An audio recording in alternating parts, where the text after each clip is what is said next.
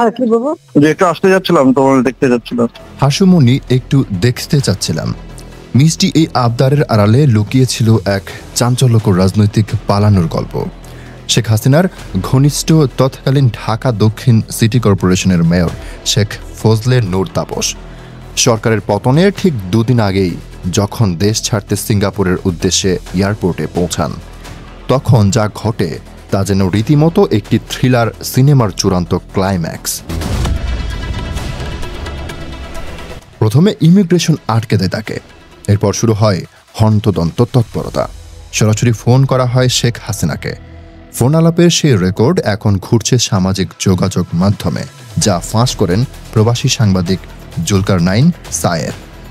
তার দাবি অনুযায়ী ৩ আগস্ট সকাল ৮টা ১৬ ফোন আলাপটি ছিল দেশ ত্যাগের শেষ মুহূর্তের নাটকীয় অংশ। অডিও রেকর্ড দুটি অংশে বিভক্ত। প্রথম অংশটি ২২ জুলাই বেলা ১১টা ৪৯, যেখানে তাপস মিষ্টি ভাষায় হাসিনাকে দেখতে চাওয়ার আবদার করেন। হাসুমনি, একটু আসতে চাচ্ছিলাম, তোমাকে দেখতে চাচ্ছিলাম, আসবো? হাসিনা জবাব দেন, এসবের মধ্যে আসার দরকার নেই। তাপস তখন বলেন, তাহলে কারফিউ শিথিল হওয়ার পর আসি।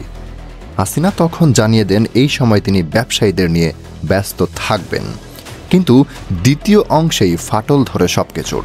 সেদিনই সকালে তাপস পৌঁছে যান এয়ারপোর্টে, উদ্দেশ্য সিঙ্গাপুর।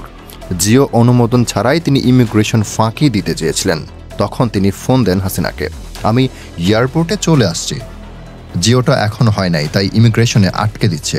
হাসিনা বলেন, জিওটা সঙ্গে নিলে না কেন? তাপস বলেন, অ্যাপ্লাই করে দিচ্ছি, কিন্তু ওটা হতে দেরি হবে। এখন বলো তো, ইমিগ্রেশন অফিসারকে একটু বলে দেবে? তখন হাসিনা সরাসরি কথা বলতে অস্বীকৃতি জানিয়ে বলেন, আমি তার সাথে কথা বলবো কেন, অফিসের মাধ্যমে বলিয়ে দিতে পারি। এরপর তাপস জানতে চান কাকে বলতে হবে। হাসিনা বলেন, আমার সেক্রেটারিকে বললেই হবে, শাহ সালাউদ্দিন। এই ফোন আলাপগুলো তখন হাসিনার সরকার পড়ে যাওয়ার একেবারে ঠিক আগ মুহূর্তের নিখুঁত প্রতিচ্ছবি।